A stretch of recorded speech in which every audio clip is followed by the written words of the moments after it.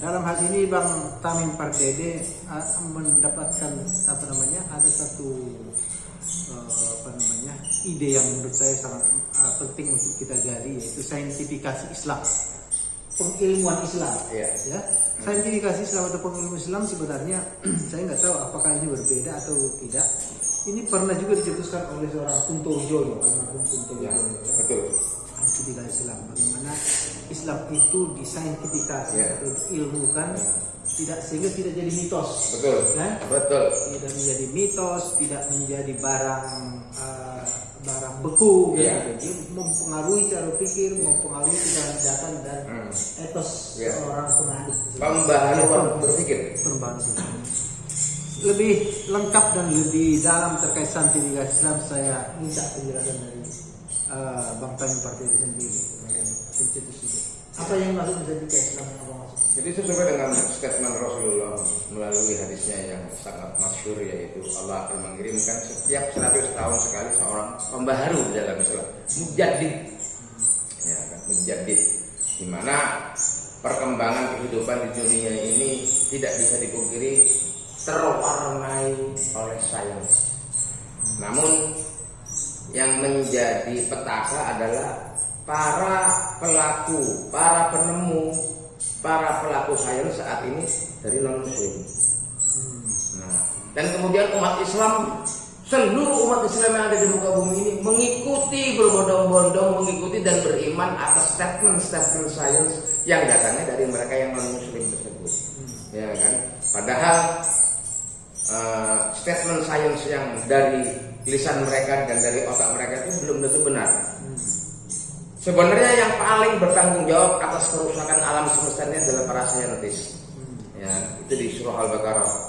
Wa idza qila lahum la tufsidu fil ard qalu innama nahnu muslihun. Ketika dikatakan kepada para saintis itu, jangan kamu membuat kerusakan di muka bumi ini. Nah, si para saintis itu malah bermembantu, loh, tentunya kami, para ilmuwan, para saintis ini dengan keilmuan kami berusaha memperbaiki dunia. Ya kan, dengan ilmu-ilmu sains yang dengan ilmu-ilmu sains yang tidak empirik. Saya katakan tidak ada ilmu yang paling empirik di muka bumi ini kecuali satu, Islam, dua, matematika. Ya kan? Yang lainnya ya kan, astronomika, geologika, medisika, semuanya tidak empirik sampai dengan saat ini dan menghasilkan kerusakan demi kerusakan. Contohnya seperti saat ini yang paling sedang dibahas adalah climate change. Climate change ini terjadi bukan karena CO2, tapi karena kedunguan sains, yaitu ketika Allah telah menciptakan bumi, bulan dan matahari. Matahari ini adalah benda yang paling terang di antara ketiganya, paling terang dan paling panas. Maka akal sehat, logika menyatakan sumber energi adalah matahari. Kok para saintis ngebar bumi, ngambil minyak bumi ke atas sebagai sumber energi? Nah, mereka tidak menyadari bahwasanya minyak bumi itu sebenarnya merupakan, kalau di mobil, seperti oli. Makanya minyak bumi itu adanya di patahan-patahan. Minyak bumi itu diciptakan oleh Allah untuk penyeimbang gerakan bumi agar tidak terlalu melumasi. Iya, melumasi patahan-patahan bumi. Sebagaimana oli mesin melumasi patahan-patahan mesin. Ketika dia dieksploitasi, maka apabila terjadi gempa akan terjadi kerusakan. Ya kan? Setelah itu minyak bumi atau bahan-bahan bumi lainnya dibuat untuk menggerakkan dinamo raksasa, generator dinamo raksasa yang ada di setiap belahan bumi ini. Ya kan? Dinamo raksasa, semua negara memiliki dinamo raksasa, generator raksasa untuk memasok energi bagi rakyatnya di satu negeri itu. Bayangkan dinamo yang sedemikian besar beroperasi 24 jam, mengeluarkan radiasi elektromagnetik yang mempengaruhi perputaran magnet yang ada di inti bumi. Apa enggak dia berbenturan magnet ketemu magnet, kalau dia saling bertolakan, saling menarik, saling mempengaruhi satu sama lain, sehingga mengakibatkan kutub bergeser. maka benarlah sabda Rasulullah, matahari akan terbit dari arah sebaliknya. Itu karena apa? Karena terjadinya pergeseran kutub yang diakibatkan oleh generator-generator raksasa yang dimiliki oleh setiap negara. Nah, maka daripada itu, saya berharap saya kemarin dari Sumatera itu menemui IAIN Bengkulu.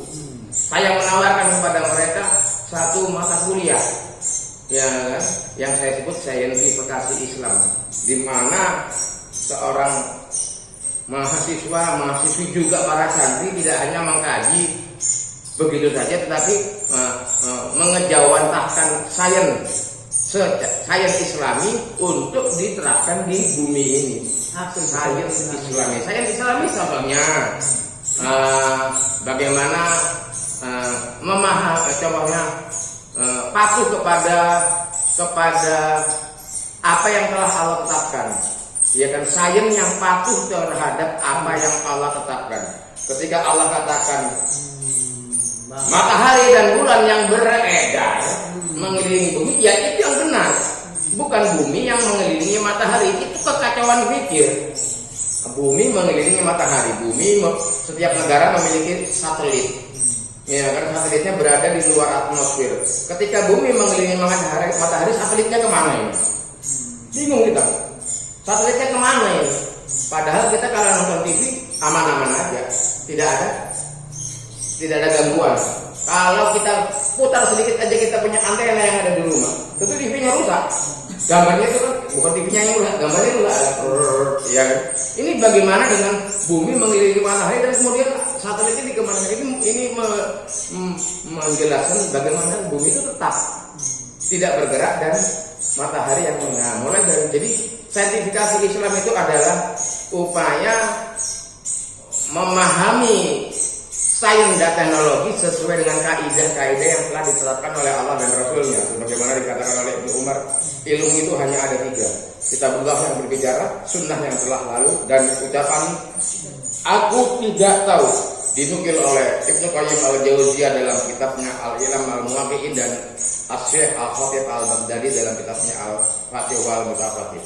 Maka di sini saya berharap umat Islam sudah harus saatnya untuk mendalami apa yang disebut itu saintifikasi Islam, sehingga tidak ada jalan bagi generasi muda saat ini. Mereka malu tampil sebagai seorang muslim, seorang muslimah, karena mereka menganggap Islam itu jumud, ketinggalan zaman, nggak keren, ya kan? Karena yang keren, yang top, yang canggih itu orang yang non muslim. Kan begitu kan saat ini kan gambarannya. Sehingga semakin terdegradasi ini keyakinan pada generasi muda Islam. Untuk membangkitkan kembali semangat generasi muda Islam untuk berislam, untuk tidak malu tampil sebagai seorang muslim. Muslim itu keren. Inilah saintifikasi Islam. Makanya saya berharap siapa yang pemirsa yang menonton ini bantu kami untuk mewujudkan pembelajaran baru yang saya sebut saintifikasi Islam. Minim-minim kita ada sebelum dia masuk ke sebagai kurikulum di dalam pendidikan, minim ada tayangan YouTube-nya.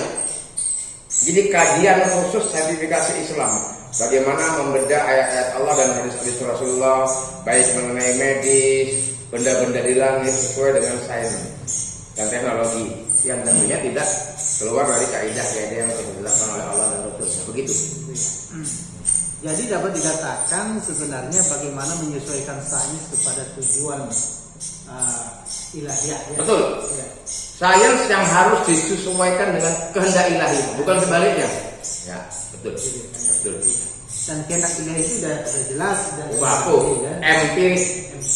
Kita sudah tahu itu. Makanya empirik kan cuma ada 2, Islam dan matematika. Yang lainnya ketika kita mendatangi 10 dokter, maka kita akan menemukan 10 penyakit, 10 diagnosa. Artinya ilmu medis pun tidak empirik. Ketika kita mengkaji masalah planet, masalah bumi dan planet, setiap masa ada pendapat, setiap ilmuwan memiliki pendapat masing-masing. Artinya tidak empirik. Yang empirik cuma Islam dan matematika. Maka untuk mendekatkan sains pada keempirikan ya melalui Islam, tidak ada dengan jalan lain begitu. Sains ini kan bang, ininya energinya yang membuat orang berpacu pada penemuan-penemuan. Itu kan karena rasa ingin tahu. Betul. Rasa ingin tahu.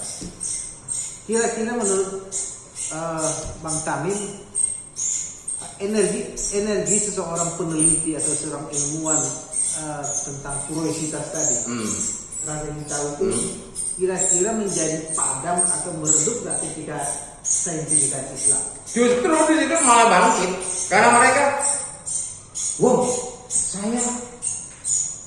akan melihat sepertinya saya terlena, kok saya nggak memperhatikan ayat ini. Ternyata ayat ini menyimpan makna yang sangat dalam, sangat luas, sangat detail mengenai Islam, membuat orang semakin tertarik. Dan bahkan nanti ilmuwan asing akan berkiblat kepada ini yang namanya saintifikasi Islam.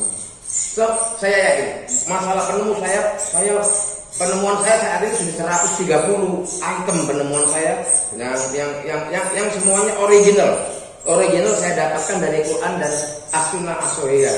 Tidak saya dapatkan dari orang-orang yang terdahulu. Ya kan? Itu membuktikan bahwasanya saya berhasil mengembangkan sains sesuai dengan kehendak Allah dan terbukti bukan dalam skala ecek-ecek. Saya telah menemukan hal-hal yang bahkan pernah menyelamatkan negeri ini dari bencana yang tak tertanggulangi oleh orang pandai, orang yang paling pintar yang ada di muka bumi. Contoh kebakaran lahan gambut, siapa di muka bumi ini yang mampu menangani lahan gambut? Tidak mampu. Siapapun orang tertindas di muka bumi, ya saya, berdasarkan Al-Quran dan As-Sunnah As-Sahihah. Nah, apabila sertifikasi Islam ini diangkat, bahkan ilmuwan non-muslim pun akan berkiblat. Minim kalaupun dia tidak bersyahadat, dia akan berkiblat dengan sertifikasi Islam. Dan insya Allah bersyahadat. Nah, nanti akan terwujud ayat iza ja'a nasrullahi wal fath wa ra'aitan nas yadkhuluna bi dinillahi afwaja, seluruhnya masuk ke dalam din ini. Itulah salah satu gambaran akhir zaman di mana Islam akan mendominasi bumi ini. Ya dengan sebab dan akibat tentunya. Ya hal-halnya sertifikasi Islam begitu. Di kita itu punya banyak potensi, selain potensi sangat banyak, perguruan tinggi, pesantren, masjid kan. Kalau ini dijalankan sebagai gerakan saintifikasi. Nah, apa pesannya atau pikiran Bang Tamim terkait peranan masjid terkait saintifikasi Islam? Jadi ada saran dan nasihat saya kepada pergerakan Islam yang berbasis rumah, masjid, juga apa saja itu, ya kan, bahwasanya yang membedakan kita sebagai manusia sehingga Allah mewajibkan malaikat dan jin untuk sujud kepada kita. Malaikat dan jin diwajibkan untuk sujud kepada kita karena kita memiliki potensi alam pikir yang luar biasa, dan hal itu harus dieksploitasi agar benar-benar kita bisa menjadi khalifah, pemimpin, pemberi keputusan di dunia ini, sehingga terwujudlah penerapan kehendak Allah di muka bumi ini. Gitu. Sehingga bumi ini diatur oleh kehendak Allah, bukan kehendak manusia. Begitu. Jadi mohon agar kiranya umat Islam ini melembutkan hatinya untuk menerima pendekatan sains kepada Islam. Syukur-syukur bisa membantu saya dan rekan-rekan yang ada di sini untuk mewujudkan, untuk memasyarakatkan saintifikasi Islam ini ke tayangan YouTube 1, 2, 3, 4, 5 kali penayangan, insya Allah dikasih terjemahan bahasa Inggrisnya kan di bawahnya kan, bahasa Inggris itu ditonton sama orang bule yang pinter-pinter, yang katanya profesor, yang katanya pakar-pakar itu kelepek-kelepek, mohon ampun, akhirnya mereka sepakat berkiblat kepada Islam mengenai sains, minim berkiblat, tidak lagi berkiblat mereka kepada PBB, WHO, PBB, WHO apa segala macam Indonesia. Disitulah akan menjadi bahan bagi kita untuk dengan mudah menjadi khalifah. Islam akan mendominasi dunia dengan saintifikasi Islam.